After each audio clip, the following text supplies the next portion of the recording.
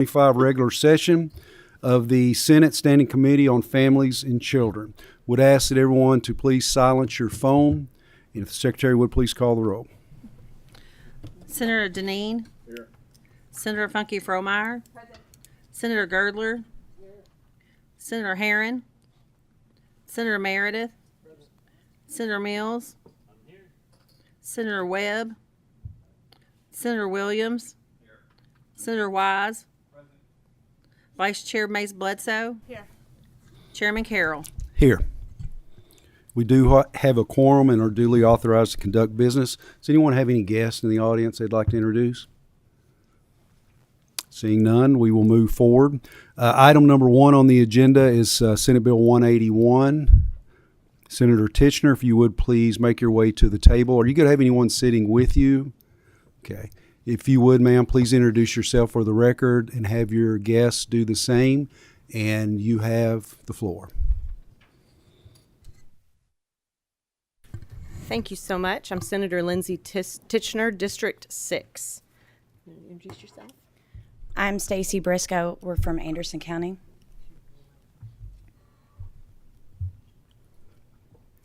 I'm Brad Briscoe. I'm from Anderson County.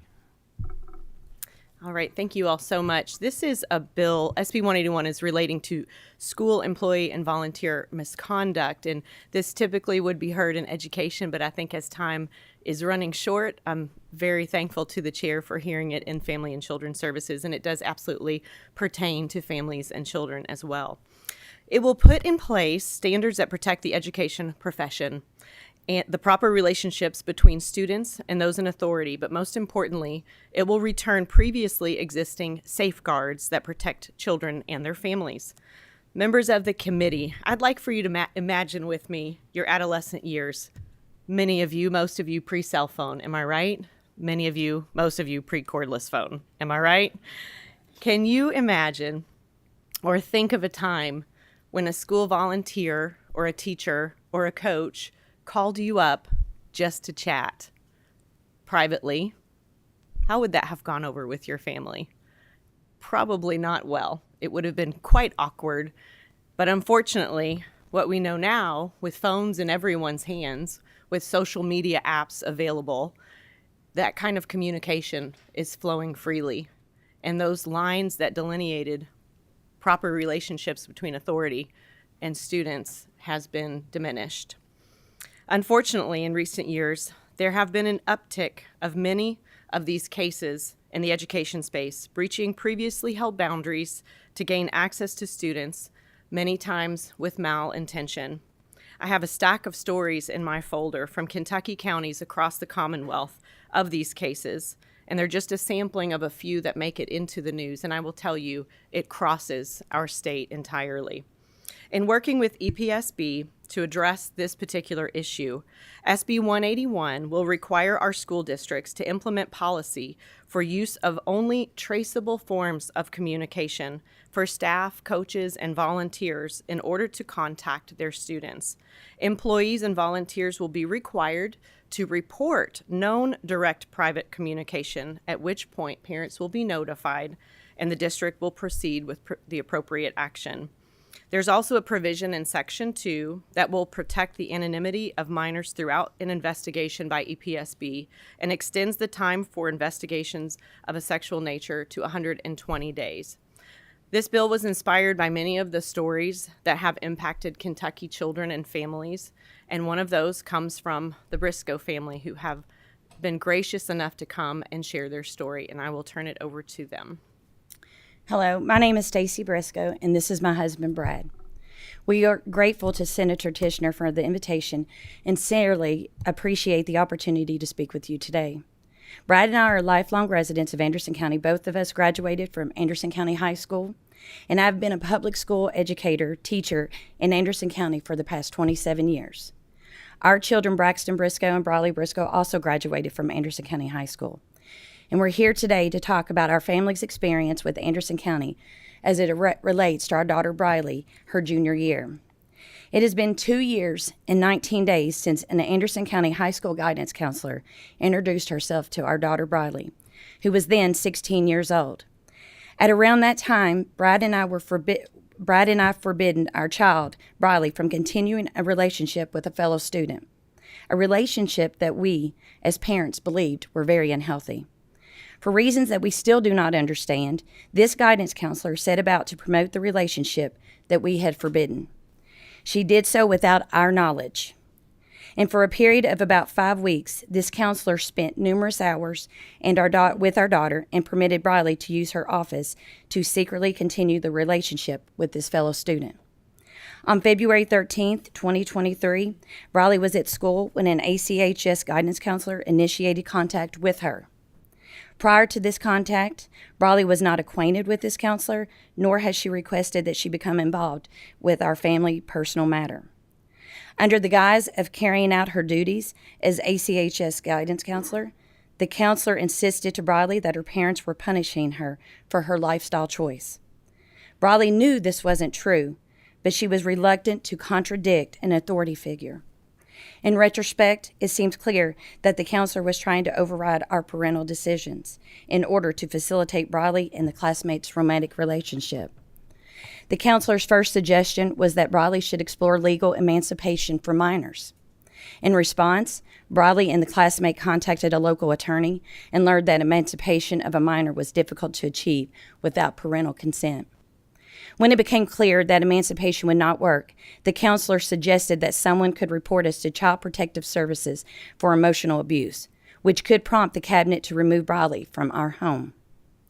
The counselor then undertook to develop a case for dependency, neglect, and abuse. According to the scheme, the factual basis for an abuse allegation would be that we were subjecting Briley to emotional abuse by failing to affirm her romantic relationship with this classmate. When Briley expressed reservations about this scheme, the counselor assured Briley that she would be placed with someone who would permit her to live as she chose. She even suggested that Briley might be permitted to live with her, the counselor, in her basement. As part of her plan, the guidance counselor directed Briley to secretly record conversations with her parents. The idea was that if Briley could provoke her parents to say something in anger to her, it could be used to show that we were emotionally abusive towards her. The guidance counselor went so far as to recommend that Briley use the voice memo application on her iPhone. On February 27, 2023, Briley and the counselor had a text conversation relating to Briley getting in trouble with us. When Briley indicated that she had recorded a conversation with us, the guidance counselor reacted with a LOL, which everyone knows laugh out loud. Briley disclosed that she had recorded a conversation with Brad and me, in response to which the counselor asked Briley to send it to her.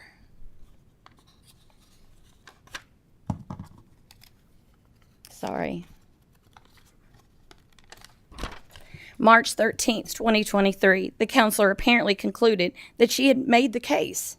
So she proceeded to report us for child abuse. She did so through the website for the Cabinet for Health and Family Services, the Kentucky Child and Adult Protective Services reporting system. Briley was present and personally observed when the counselor made the report. A social worker showed up to school to interview her on March 13, 2023, in the counselor's office. 2 days later, the counselor had a 10-minute telephone conversation with our daughter, Briley, at 7:58 p.m. Until this time, we had no idea that the guidance counselor at Anderson County School had developed such a relationship with our impressionable 16-year-old daughter. And we later learned that there were at least 202 text messages between the counselor and our daughter. In one text, as the counselor is boasting of her and her colleagues' power and badges of honor, she brags about her plan to get me to lose my job in education. I am about to read the text in which the background is the counselor's response to our daughter's fear that the relationship had just been discovered and the revelation that the counselor's plan to elicit Child Protective Services was successful. It reads as follows. Our daughter: Mom just asked me if I talked to any of you all, and I said you because she said she had to know something, and it was me filling out the CPS report. She also continued and says, and she goes, you told us you didn't. And then she said, well, she made a smart aleck comment, and then she had a laughy emoji. The counselor goes, oh, well. And then my daughter said, "Just letting you know so you're not blindsided if anything comes out of this." The counselor replies, "I'm not worried at all. I mean, they can take their pick from me, who is the cheerleader of the gays, Ashley, who is the trashy lesbian, or Miss Melissa, who is the assistant superintendent's wife, who will make her lose her job." My daughter responds, "I love you." Counselor goes, "It'll be fine. They can't make me lose my job." There were also 10 phone calls between the counselor and our daughter. Many of the texts and phone calls occurred outside of normal hours, and all of them occurred without our knowledge or consent. Bride and I first learned of the false report of abuse on March 16th when a social worker showed up at our house unannounced. We cooperated fully with the investigation, which concluded with the allegations were unsubstantiated. As you can understand, we were taken back by the counselor's actions and reported the matter to the school and the superintendent. We met with the principal and allowed the superintendent to interview Bradley at length. We were hopeful that the school system would address this serious problem, but ultimately no action was taken against the counselor. The superintendent's investigation led nowhere and seemed more like a cover-up than an effort to bring accountability to this counselor. Over the next several months, we focused on Bradley's well-being. Although it was a trying time, our family grew stronger through this difficulty. In October 2023, we provided the school board with a complete description of the events, which we supported with documentation. This led to a public meeting of the school board that triggered a strong public response, but it did not change the outcome. The superintendent and the school board still refused to take action, even in the face of strong public sentiment that something needed to be done. The superintendent's response was to have her attorney send Bride and I a cease and desist order, threatening us with civil litigation and perhaps even criminal prosecution. The high school counselor, with uncensored freedom, weaponized technology against our family. Having nowhere else to turn, we reported these events on November 29, 2023, to the Office of Educational Accountability and the EPSB. The OEA refused to act, and our complaint with EPSB is still pending after 15 months. Please, put yourself in our parental shoes. Completely oblivious to an adult having unlimited, uncensored contact with our minor child. Understand the sickness of reading the "I love yous" between a strange adult and our daughter, and recognizing the blatant conspiracy to dislodge the structure of our home. Like watching a movie or reading a book, seeing the plot unfold of this secret plan to build a false Child Protective Service report, to have our child removed from our home, our terror of losing our child to foster care, reading our child's emotional pleas over her fears of being placed into foster care, her pleas to the very counselor who has created this nightmare, the feeling of being puppets, victims of a scam artist, the overwhelming guilt of not being able to protect your child, the embarrassment throughout our community of these secret videos being leaked out and circulated, the anger that there is not an efficient monitoring system was something as paramount as our public school system to have prevented this. When we received Senator Tichenor's invitation to testify in support of Senate Bill 181, we felt like someone has finally heard us. The bill that we are promoting today is absolutely vital to the future safety of children, families, teachers, counselors throughout the state of Kentucky. As our case shows, we have been stonewalled by our Anderson County school system. We are also disappointed that the Educational Professional Standards Board process is taking so long. Please, take this opportunity to protect students from what happened to our daughter and our family. Thank you. Thank you so much for sharing that. Mr. Chair, there is one other person that signed up to speak. I don't know if time allows for that, but. Please proceed. We do have time. Do you want us to go sit down? Yeah, if you don't mind. Thank you so much.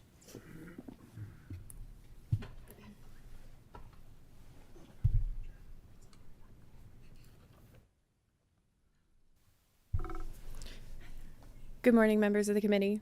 Thank you for the opportunity to testify in support of Senate Bill 181. My name is Ashley Nation, and I am here not just as an advocate for student safety, but as a survivor of educator sexual abuse. an experience that has profoundly shaped my belief in the necessity of this bill.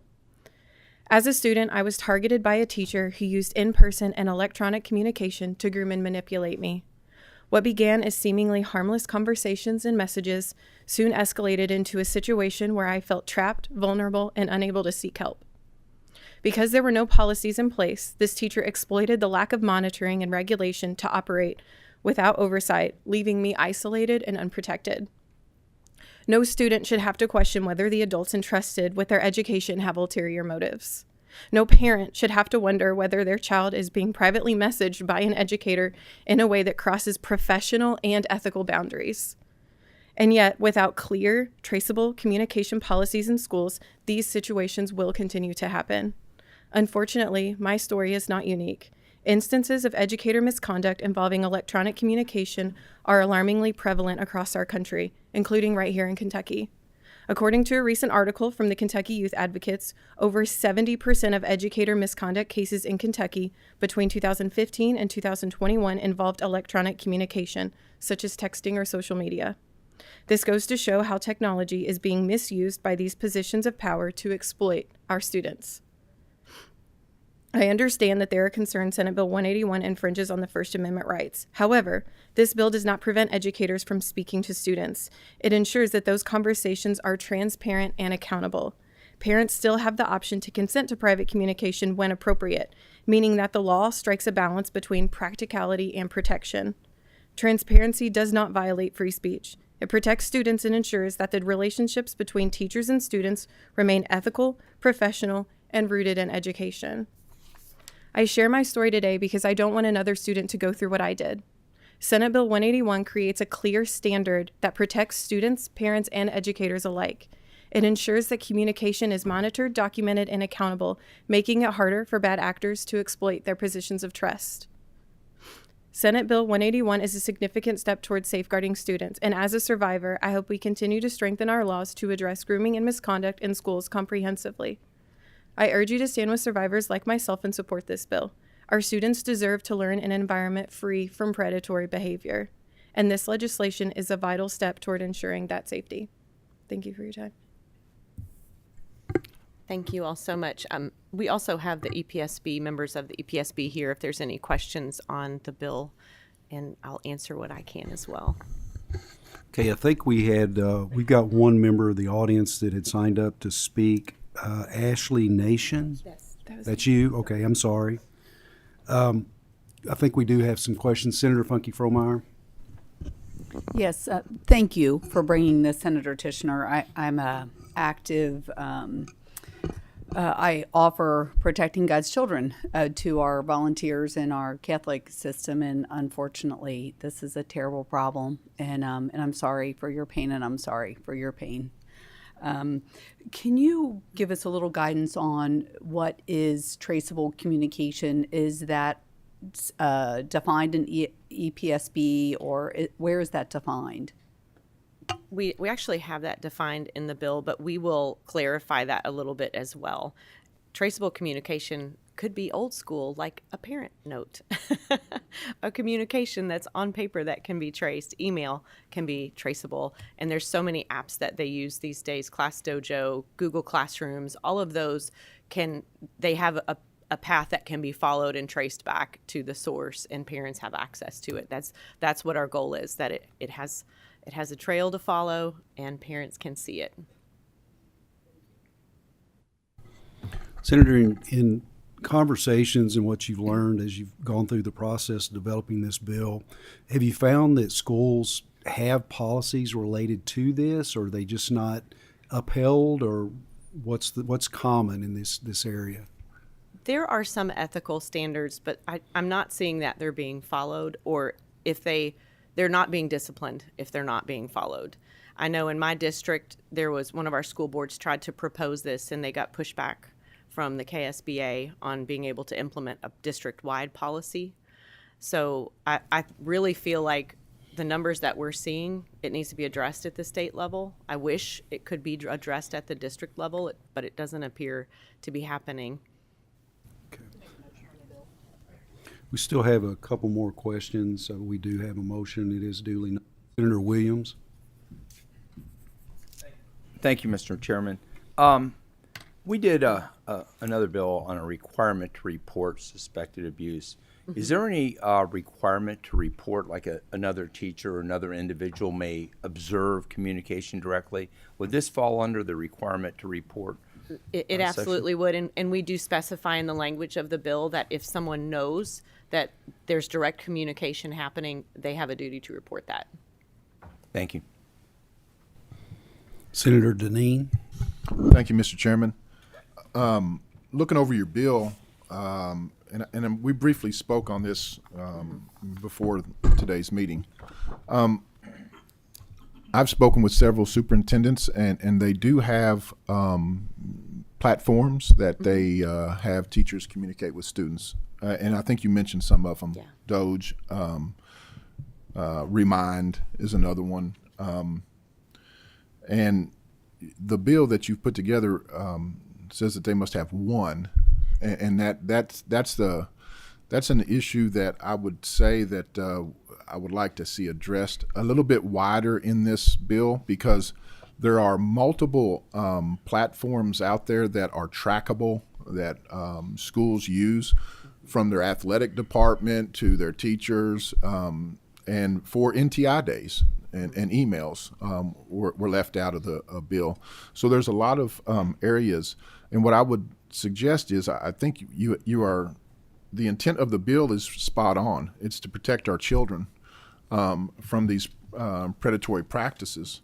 I would like to see maybe possibly where a district can have a list of the ones that they currently or are using, or that they would allow in their district, instead of a one-size-fits-all Right. kind of approach, because I want to be sure that the district has every opportunity to use platforms that are educational in nature that may be outside of the scope of one. Right. So that we want to make sure that our students have access to their teachers for assignments and for proper communication that can be tracked, and that's the key here. I think we're going for something that can be tracked. So I would encourage you. I'm in favor of your bill. I just would like to see that scope kind of given some leeway to the district to expand on what they are currently using, and how many can be used and what can be tracked. If they're going to use something, it must be able to be tracked. Right. And I've heard from superintendents that they are doing this, and maybe not all, but the ones I've spoken to, they do have these in place. And so I do like the fact that it does have some parameters for EPSB to investigate these claims and to get a much more timely response to some of these. So that would be my only suggestion for the bill, and my only concerns. But other than that, thank you. Thank you. There will be a floor amendment addressing that in particular. Thank you for bringing it up. Thank you. Second. Okay, we're going to one final question, Senator Meredith. Thank you, Mr. Chair. Not a question, just a comment. I want to thank you for hearing this bill in this committee. I think that one of the roles and responsibilities of this committee is truly to protect family and children, and I think this transcends our education system. And if we don't protect our children, protect our family, we don't have a foundation for a prosperous, successful society. So I thank you for doing this, and to those of you who have testified, God bless you. I don't think I've ever heard more of an egregious situation than what you've given us today. And you're right, if this is something you read in books and movies and never expect it to happen in real life, but thank you for stepping forward. Again, Mr. Chairman, thank you for your leadership. Okay, we have a motion from Senator Funky Fromeyer and a second by Senator Mills. If the Secretary would please call the roll. Senator Deneen. Senator Funky Fromeyer. Senator Girdler. I'd like to explain my yes vote. Please proceed. For the parents, and you being a teacher, I can appreciate that a whole lot. I'm prior to all that stuff you mentioned, and one of the things and one of the problems we have is all this garbage we have in front of us. I thank God every day sometimes that I was raised in the 50s and the 60s, not in the 20s. But we send our kids to get an education, not to be abused or used. And I've got 9 grandkids, and I would be very reason I'm passionate about this. As a 16-year-old, you could have convinced me of anything. My coach could have come to me and asked me to run through that wall, and I swear to you, I would try to run through that wall. And today, I feel for you. I really do. And sir, I know you probably had the same thoughts I did. And sometimes, anyway, I know that. But anyway, I'm 100% for it, 100% to stop it. I think our school administrators have overstepped their bounds in a lot of ways in the last 15, 20 years. A lot of ways. And the Department of Education of Kentucky is one of them. So I vote aye. Senator Herron. Senator Mays Bledsoe. I vote and explain. Please proceed. Thank you, Mr. Chair. I vote aye, and I appreciate Senator Techter bringing it forward in the conversation as a mom of a high school and middle schooler. You know, we have these follow our kids home. And what communications that used to be in the hall room, in the classroom, about homework or getting material done comes home with them. And they continue on those platforms. And because of COVID and other things, when they did remote learning, all of those platforms became a 24-hour thing. And that was never intention for schools. You know, kids never called us growing up at home at night, right? You called a phone a little bit here and there. Now they have access to you all the time.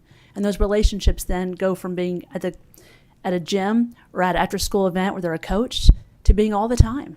And some of that's okay. And I'm glad you have a consent there so that parents can okay relationships that are positive and supportive and can have means and have a way of saying these aren't so much.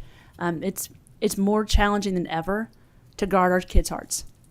And so I just applaud your efforts, and I vote aye. Senator Meredith. Explain my yes vote, Mr. Chair. Proceed. Very briefly. I'm confident that every educator in the public school system, private system, will applaud you for this bill.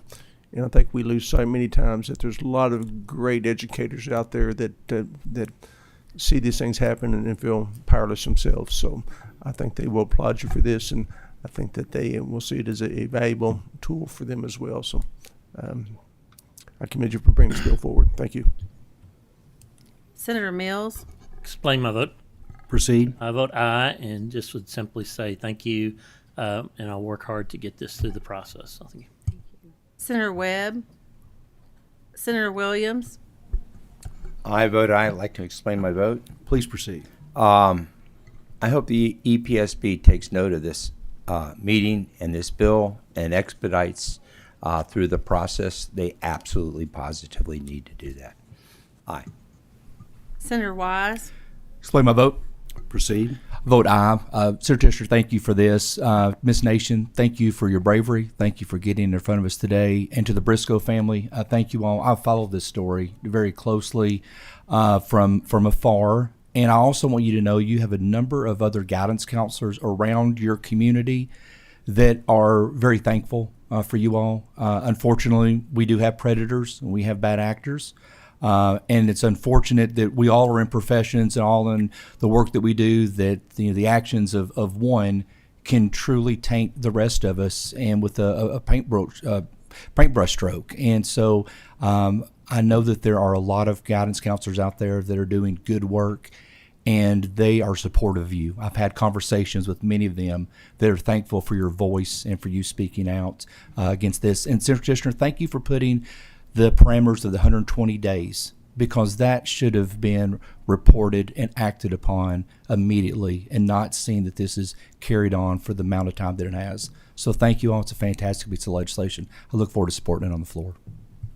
Chairman Carroll. Aye. On a vote of 9-0, the bill passes with favorable expression. The same should pass on the Senate floor. Senator Tishner, thank you for bringing this issue forward. To those of you who testified, thank you for telling your story.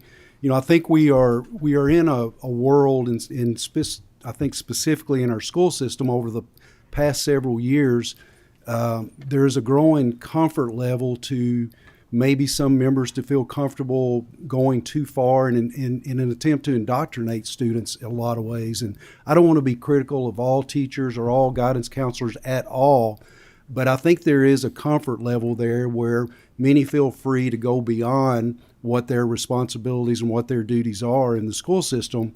And I do think it is up to us to make sure that we put boundaries in those areas to let teachers, let guidance counselors know where that limit is before we end up with situations like this. But thank you all for being here and appreciate your testimony. Thank you. Next item on the agenda will be House Bill 242, and we are honored to have with us my co-chair in the Joint Committee from the House, Senator Samara, our Representative Samara Heverin.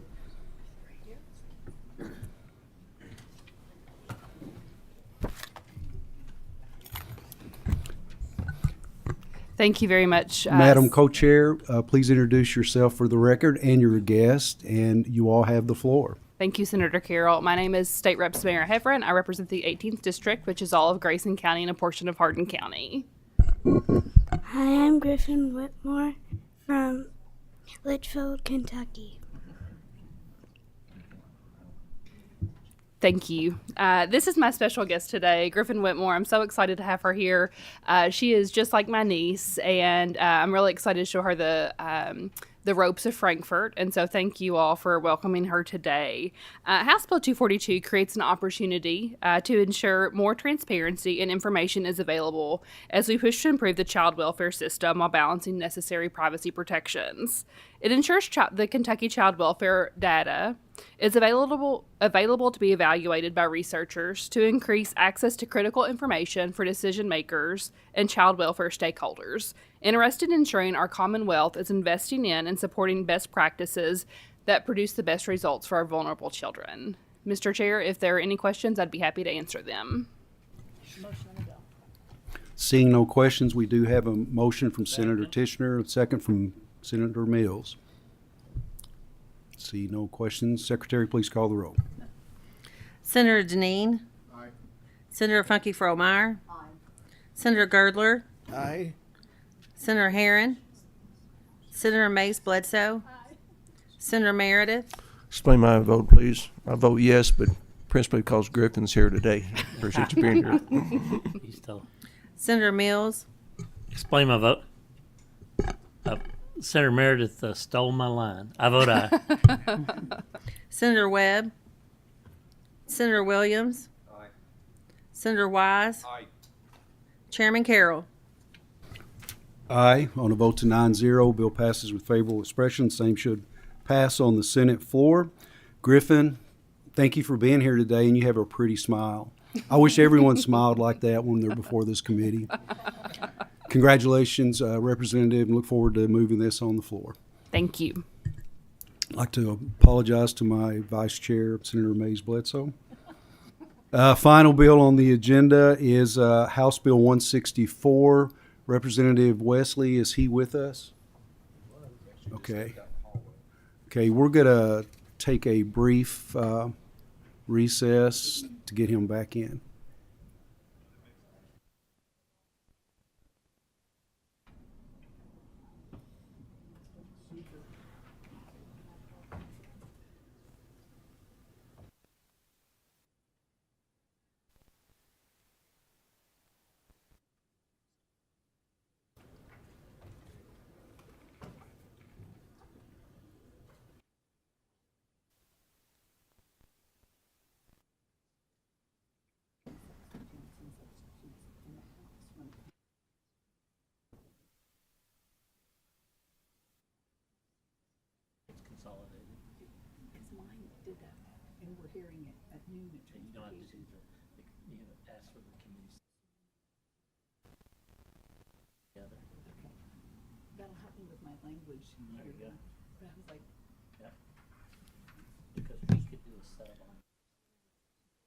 The girls played,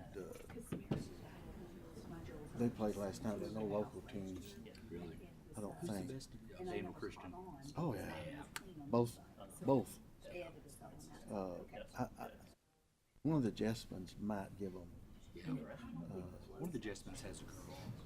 She's an underclassman. Her dad and I play against each other. Marshall, that's her last name. I don't know if she's at West or East, but she's real good. She'll be a D1. I think she's just a sophomore. Her daddy and I, he was good. He played at Adair.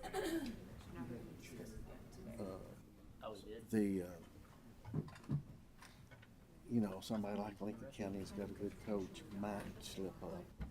Well, in Mercer's got their own coach. Yeah, the girls. He went away for a while. Yeah, he went south a lot. Folks, I apologize. This time of the session, it's very important that reps coming from the House get their bills heard, because being a short session, if they do not get the opportunity today, it could mean the difference of their bill passing and not passing. So I like to give them every latitude to be heard when they're on the agenda.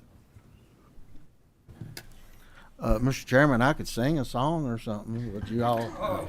Not. How about another baseball story?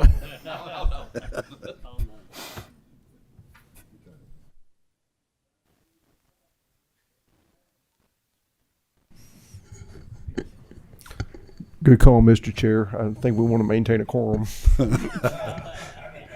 Representative Wesley, if you would please come to the table, sir.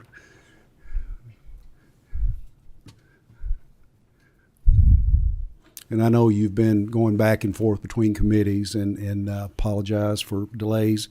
We wanted to give 181 a pretty thorough hearing this morning. So if you would, sir, please introduce yourself for the record. And this is on House Bill 164. You have the floor. Yes, sir. Thank you, Mr. Chairman and committee. Thank you for allowing us to be here today. The mother that's here on behalf of this bill, she has laryngitis. She's sitting behind me, so I'll do the best I can on her half. But my name is Bill Wesley, representative of the 91st District, which is Madison, Powell, and Estill. And so House Bill 164, this measure would allow families to continue the adoption process in the event of the child's death during this process of adoption. We have a sub on this bill also, Mr. Chairman. I have not seen a sub. Okay, what the sub does, basically all it does is it states that there's no... Representative Wesley. Yes, sir. I'm sorry. Okay, so it's already been, okay. It's already part of the bill that we have before us, so okay. You can just present it at the bill as is. The sub is included. Okay, thank you, sir. So what this is about, all it does is brings closure to the foster parents. During the adoption process, if a child dies, what their heart is that no child is left behind. And over a few weeks ago, I was with some family members that had 3 children during an adoption. One was sick, and so they didn't want to separate the children just because one was sick. And there was no guarantee that this child was going to make it, but them foster parents wanted to adopt all these children. And so I hate to say that one child did pass away, and during that time, there was nothing in the statute saying that this child can have any parental rights or of a parent to sign a death certificate. And so the parents that's here with us today, to bring closure upon their hearts, there was no ties in it with any inheritance or any kind of insurance money. All it did was just bring closure that no child was left behind. And if there's no other questions, that's all I have today, Mr. Chairman. Thank you. Representative, is there a provision in this that will allow this family to go back and complete that adoption? So this family that's here today, the judge did go ahead and allow them to sign the death certificate, but there was nothing in statute. So the judge was going out on a limb to do that, to make that possible. So passing House Bill 164 would allow these foster parents to go ahead and be legal guardians or parents over these children. And that's basically all this bill does. Motion on the bill. We have a motion, Senator Mays Bledsoe, a second from Senator Wise. Seeing no questions, Secretary, please call the roll. Senator Deneen. Senator Funky Fromeyer. Senator Girdler. Senator Herron. Senator Mays Bledsoe. Senator Meredith. Senator Mills. Senator Webb. Senator Williams. Senator Wise. Chairman Carroll. Aye. On a vote of 9-0, bill passes with favorable expression. The same should pass the Senate floor. Representative Wesley, thank you for bringing this bill forward. And to those parents who are here, thank you for being here. Thank you for what you do. Many of you know that I run an Easter Seals affiliate where we serve disabled population. One of the programs that we have is a PPEC. It's a Prescribed Pediatric Extended Care Center. And these are children who are medically fragile. Yes. And, other child care centers will not take these kids for the most part. And we have had kids pass away. We get a lot of foster kids that come into that program where foster parents have taken those kids in. So I'm very sensitive to those issues, and people that step up and take these kids and provide them a home have a special place in my heart. So thank you for what you did, and I'm glad that we can help with this. Yes, sir. Mr. Chairman, committee, thank you so much.